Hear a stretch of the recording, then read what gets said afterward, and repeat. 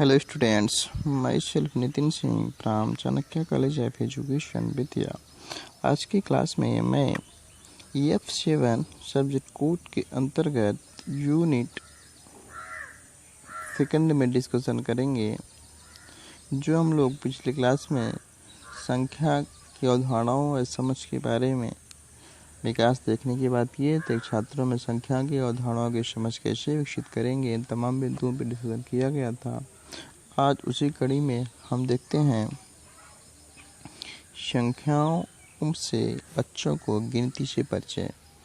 बच्चे को हम गिनती से कैसे परिचित कराएंगे, बच्चे को गिनती से परिचय किस प्रकार से कराया जाए, इस बिंदुओं को आज हम लोग देखने का प्रयास करते हैं। गिनती से परिचय, गिनती से अंडरस्टैंडिंग बच्चों में कैसे कराई जाए। गिनती से परिचय, एक मान लेते हैं 4 वर्ष का बच्चा जयंत है, जो संख्याओं को तो बोल लेता है। वह संख्याएं किसी भी क्रम में बोलता है। जैसे कभी उसको कोई संख्या याद आ जाती है, वो बोल देता है 4 3 2 1, किसी एक सीक्वेंस में नहीं, किसी क्रम में बोल देता है। अर्थात जब उससे पूछा जाता है कि तुम 4 लिख कर दिखाओ, तो जयंत को 4 लिखना आता है। उन्होंने कहा हमें 4 लिखना आता है। उन्होंने 4 संख्या को इस प्रकार से किया। इट मीन्स किसी भी संख्या को आप किस प्रकार से प्रेजेंट कर रहे हैं। मान लेते हैं ये तो 4 की एग्जाम्पल है। अभी हमने कहा आप 2 लिखिए, आप 2 को ऐसा लिख देंगे। बच्चे को संख्या के बारे में आइडिया है, लेकिन सीक्वेंस के बारे में आइडिया, संख्याओं को बोल लेगा लेकिन क्रम में नहीं बोल पाएगा। तब बच्चों से उस माता ने उसके पूछा कि ये बताओ, ये आपने इसको कैसे सीखा। जयंत बोला, उससे पूछा गया कि ये संख्या के साथ में संबंध आपने कैसे बनाया है, तो उन्होंने बताया कि गेंद से। जब उसकी मम्मी ने पूछा कि गेंद से आपने कैसे अंडरस्टैंड बनाया, उन्होंने बताया कि किताब में 4 ऐसे लिखा होता है, अर्थात 4 इस प्रकार लिख करके 4 वेद का निशान, 4 कुश का निशान लिख कर यह 4 होता है। जयंत नहीं बोल पाया। अर्थात कहने का मतलब, जयंत से जब पूछा गया 4 का कंसेप्ट आपने कैसे बनाया, उन्होंने बोला बुक से। उसको पूछा बुक में ये कैसे 4 लिखा गया, उन्होंने बोला किताब में 4 ऐसे ही लिखा है। तो मम्मी ने कहा ऐसा लिख कर क्या, जयंत नहीं बोल पाया। इसका मतलब कि उसकी कक्षा में की बुक में 4 ऐसे लिखा गया। 4 इसका मतलब ये 4 है। वो बच्चा नहीं ये समझ गया, क्लास को हम 0 लिख दें, 4 का प्रत्यय यही है। इस उदाहरण से स्पष्ट होता है कि जयंत इस बात को नहीं समझ पा रहा है कि 4 वस्तु 4 किस समूह पर लागू हो सकता है। क्या हम कह सकते हैं कि उसे संख्या का अर्थ पता है, जैसे 1 से 10 तक की संख्या है। संख्या को के बारे में उसको समझ है, लेकिन संख्याओं के अर्थ के बारे में आइडिया नहीं है। जैसा कि हम पहले भी जान चुके हैं, गिनने का मतलब क्या होता है। जब कोई बच्चा गिनती लिख लेता है, इसका मतलब यह नहीं कि उसे गिनती करना आता है। इसके ऊपर देखो, उदाहरण से स्पष्ट होता है कि बच्चे को काउंटिंग के बारे में आइडिया है, लेकिन इसका ये सटीक जवाब नहीं है कि उसको संख्याओं को सीक्वेंस क्रम में एक आता है, एक निश्चित क्रम में उसको आता ही है। बच्चे में गिनती या गिनने की क्षमता विकसित करने में चीज़ों को सचमुच मदद मिलती है, वह है वास्तविक संख्याओं की गिनती। इसमें जो वास्तविक संख्याएं की काउंटिंग होती है, इससे उनकी गिनती करने में सुविधा मिलती है। बच्चों को 2 पत्तियां, 2 पेंसिल, 2 किताबें दिखाकर, 2 बार ताली बजाकर, इस तरह से गतिविधियों से 2 का अर्थ समझने की कोशिश करा देना चाहिए। इट मीन्स बच्चों को 2 वस्तु, 4 वस्तु, 5 वस्तु अकाउंटिंग्स की जो भी संख्या को अंडरस्टैंडिंग समझाना हो, तो हम उसको दैनिक जीवन में उसके व्यवहारिक एग्जाम्पल दे करके, जैसे 2 पेंसिल, 2 बुक्स, 2 किताबें, 2 पत्तियाँ, 2 बार तालियां बजा करके, 2 को अन्य गतिविधियों करा करके 2 का अर्थ समझाने की कोशिश करना चाहिए। हर बार शब्द दो पर जोर दें। इन विविध अनुभवों से बच्चे धीरे धीरे समझेंगे कि दो दो चीज़ों पर इन सारे समूहों में एक बात सामने है, वह समान बात, दो का गुण। इसका मतलब जब दो दो वस्तुओं का, किसी दो नहीं, तीन तीन वस्तुओं का समूह, तीन तीन वस्तुओं का ग्रुप, तीन तीन वस्तुओं की बात जब आएगी, इसका मतलब इसमें गुण में कुछ समानता है। वह समानता दो का गुण, तीन का गुण, चार का गुण, जिस संख्या का प्रत्यय देना हो उस संख्या को, कंसेप्ट को हम बच्चों में स्पष्ट रूप से समझा सकते हैं, बता भी सकते हैं और उसको हम व्याख्यायित भी कर सकेंगे। इस तरह से हम उनको 5, 8 अन्य संख्याओं को भी सिखा सकते हैं। ये जरूरी नहीं है कि संख्याएं एक क्रम में ही सिखाई जाएं। इसका मतलब कि बच्चे इन संख्याओं को 1, 2, 3, 4 एक क्रम में सीख सकते हैं। संख्याओं को परंपरागत क्रम के बाद में भी कर सकते हैं। इसका मतलब बच्चों में उन संख्याओं का कंसेप्ट, उन संख्याओं का अर्थ आ जाए। 2 का मतलब क्या है, 3 का अर्थ क्या है, 3 का क्या गुण है, 8 का क्या गुण है, ये सब जब वो सीख जाएंगे तो जो एक इसका सीक्वेंस है काउंटिंग का, गिनती का, परिचय करने का, जैसे 1, 2, 3, 4, 5, 6, 7 एंड सो ऑन 100, इसका क्रम जो परंपरागत क्रम है, इसको बाद में भी सीख जाएंगे। पहले वो ये समझें कि ये संख्याओं का मतलब क्या है, ये संख्या के क्या अर्थ निकलता है।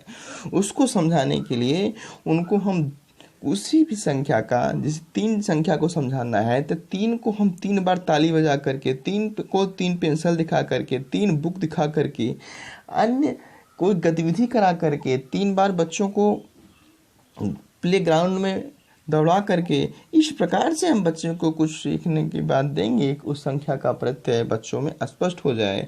और जो संख्याओं का एक निश्चित परंपरागत क्रम है, 1 के बाद 2, 2 के बाद 3, 3 के बाद 4, 4 के बाद 5 एंड सो ऑन, इसको हम बाद में भी सिखा सकते हैं। इससे उन्हीं छोटी संख्याओं को समझने में मदद मिलेगी।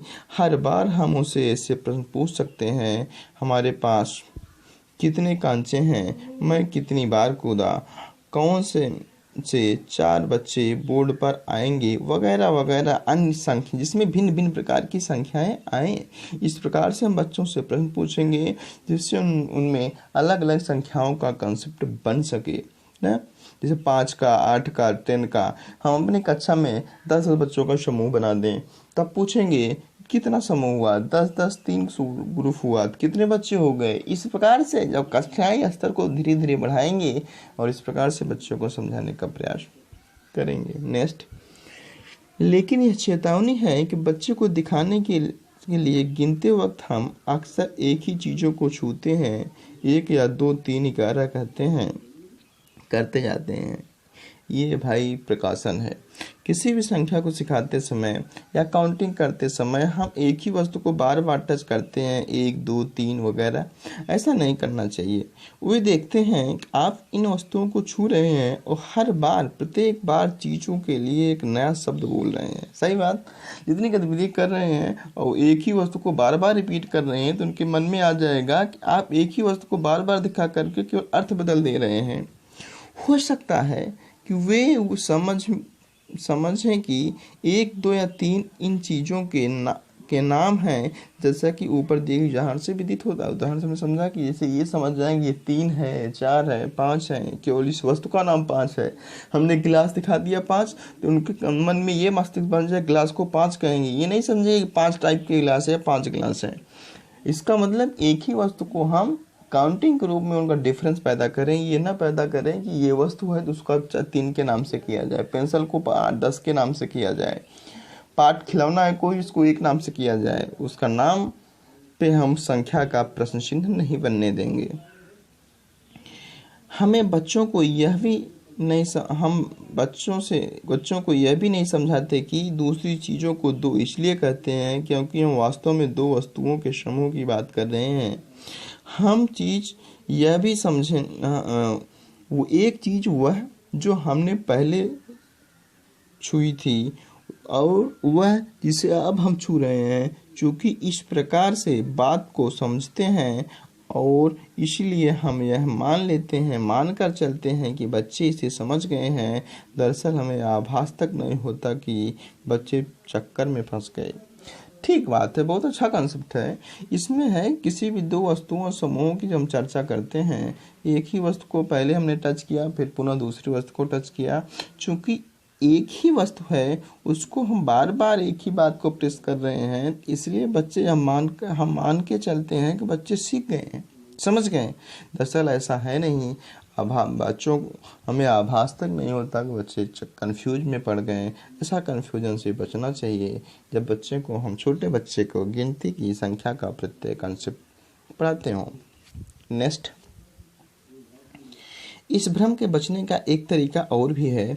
अलग अलग अवसरों पर अलग अलग क्रम में तरह तरह की वस्तुओं और क्रियाओं को गिनने का अभ्यास कराया जाए। सही बात। जैसे हमने बच्चे को आज दूसरे इन्वायरमेंट में दूसरी गतिविधि करा करके कक्षा 1 से 9 तक या 5 तक की संख्याओं को सिखा दिया। अब कल इसी काउंटिंग को हम अलग सीक्वेंस में 9 से काउंटिंग करेंगे, 9 8 2 3 4, अलग गतिविधि कराएंगे, अलग वस्तुओं के गिनने का अभ्यास कराएंगे, अलग वस्तुओं को हम देखने की पहचान कराएंगे, संख्याओं का अर्थ समझने का प्रयास कराएंगे। और हम यह भी करते हैं कि पहली चीज़ों को छूकर देखकर यह एक पत्ती ए है, उसके बाद पत्ती को अलग कर दें, फिर दूसरी पत्ती को उठाकर पहली पत्ती के साथ रख दें, बोलें यह एक पत्ती है, एक और यानी 2 हो गया। यही अभ्यास क्रियाओं के साथ कराएं। जैसे आप एक दफ़ा ताली बजाकर बोलें ये 1 है, फिर वही 2 बार, 3 बार, 4 बार। इसके कंसेप्ट में मन में ये न बने कि ताली को ए बोलते हैं, ये कंसेप्ट न बन पाए। और मैंने 1 बार ताली बजाई, फिर 2 बार ताली बजाई, फिर मैंने 2-3 बार ताली बजाई। इस प्रकार से आप पूछेंगे कितनी तालियां हुई। इस तरह से जाहिर हो कि संख्या के नाम का संबंध उस वस्तु क्रिया विशेष से न होकर उस समूह के आकार है जिससे हम अलग किया है। सही बात। ये कंसेप्ट बच्चे में न बन जाए, ताली को 1 कहते हैं, पत्ती को 2 कहते हैं, ऐसा कंसेप्ट न बन पाए। अलग अलग गतिविधि को ऐड करके उसको पहचान किया जाना चाहिए। उससे केवल ये अर्थ निकले कि ये केवल एक प्रकार की संख्या है जिसको हम रिपीट कर रहे हैं, जिससे ये संख्या का अर्थ निकलता है। इससे बच्चों को समझने में मदद मिलती है। संख्याओं का क्रम होता है और आगे आने वाली हर संख्या पिछली संख्या से एक अधिक होती है। जब संख्याओं की समझ थोड़ा बहुत बच्चों में आ जाएगी तो ये प्रत्यय सेल्फ आ जाएगा कि संख्याओं का एक निश्चित क्रम होता है, एक क्रम के बाद ही दूसरी संख्या आती है और पहली संख्या से एक संख्या अधिक, एक ज़्यादा अगली संख्या होती है। संख्याओं के संदर्भ में पहलुओं में हम देखते हैं, संख्याओं के संदर्भ में हम देखते हैं कि ये जो संख्याएं हैं, जैसे ध्यान रखना जरूरी होगा कि गिनती सिखाने के लिए चीज़ों का इस्तेमाल करते वक्त हम चीज़ों को हर बार एक खास पैटर्न जमा कर देते हैं। मतलब कि हम ज़्यादातर 2 कंचों को ऐसे ऐसे छोटा छोटा, 3 को इस सीक्वेंस में, 4 को ऐसा। बच्चे को यह गलतफहमी हो जाएगी कि 2 3 4 आदि का संबंध चीज़ों की उस खास बनावट से है। इसका मतलब 2 कांचे का मतलब इसको ऐसा ही किया जाए। उसके मन में ये बातें आ जाएंगी कि 2 का मतलब केवल ऐसा है, 2 का मतलब ऐसा नहीं है। ये नहीं आना चाहिए। 3 का मतलब ऐसा है, 3 को हम ऐसा नहीं लिख सकते, या 3 को हम ऐसा नहीं लिख सकते, 3 को हम ऐसा नहीं लिख सकते। ये कंसेप्ट बस 4 है।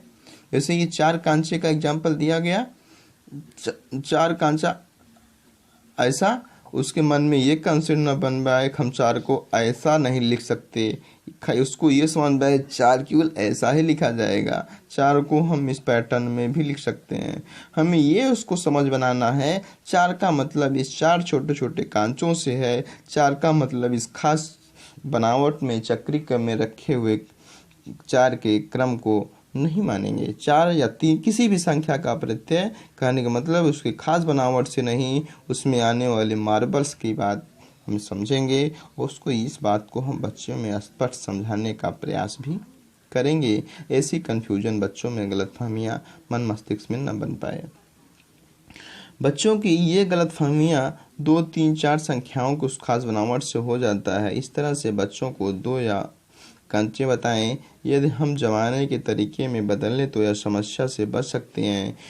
3 चीज़ें दिखाते समय उन्हीं 3 पंक्ति में से कभी त्रिकोणी दिखाएं, कभी स्ट्रेट रो में दिखाएं, कभी क्रॉस दिखाएं, तो हम इस समस्या से बच सकते हैं। 3 चीज़ें दिखाते समय कभी उन्हें एक पंक्ति में दें, कभी त्रिकोणा रख दें, कभी उसकी बनावट बदल दें।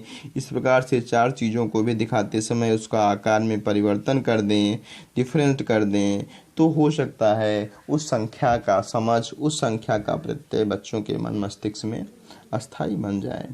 ठीक, 3, 4 को ऐसा, 3 को ऐसा, 3 को इस सीक्वेंस में प्रेजेंट करें, 3 को ऐसे प्रेजेंट करें, 3 को ऐसे प्रेजेंट करें, इसका मतलब पैटर्न बदल दें। ठीक, आइडिया आया। चलिए आगे देखते हैं। एक महिला अपने 3 वर्षीय बच्चे को 1 से 5 तक गिनती सिखा रही है। इसके लिए वह बच्चों को अधिक अंक हिसाब का इस्तेमाल करती है। इस किताब में हर संख्या के सामने उतनी ही टॉफी बनी हुई है। देखते हैं। बच्चे को 3 का प्रत्यय समझा रही हैं। इसका मतलब 1, इसका मतलब 2, इसका मतलब 3। देख रहे हैं। इस प्रकार से गतिविधि बच्चे में कराने का प्रयास करेंगे और इसका इशारा देते हुए, इस फिगर की, इस आकृति की समझ देते हुए टॉफी के सामने बनी हुई आकृति को इशारा करते हैं, संख्या का नाम बोलती है। तभी बच्ची माँ के शब्दों को ज्यों का त्यों दोहरा लेती है। कुछ दिनों बाद जब बच्ची को कहा जाता है किताब में 4 बताएं तो सही सही बता दें। बच्ची को 1 से 5 तक की संख्याओं का अर्थ समझ लिया है, उसके विचारों को, तरीकों को सीखने की समस्याएं हो सकती हैं। इस प्रकार से आप किसी भी गतिविधि करा करके, कोई भी गतिविधि करा करके संख्या अंडरस्टैंडिंग एंड संख्या गिनती से परिचय बच्चे को आप करा सकते हैं। इसके संकेतों के माध्यम से समझ सकते हैं। आज हमने गिनती से परिचय टॉपिक को पढ़ने का प्रयास किया। अब देखेंगे संख्या प्रत्यय की बाद गिनती की परिचय या गिनती से परिचय कैसे बच्चों को कराया जाए। इस टॉपिक को हमने देखा। अब संख्या प्रत्यय की समझ हम लोग नेक्स्ट वीडियो में देखेंगे। आज के लिए इतना ही। Thank you class. हाँ, आपके लिए सूचना है, आप वीडियो को लाइक करेंगे और शेयर करेंगे, लाइक शेयर और चैनल्स को सब्सक्राइब भी करेंगे। Thank you.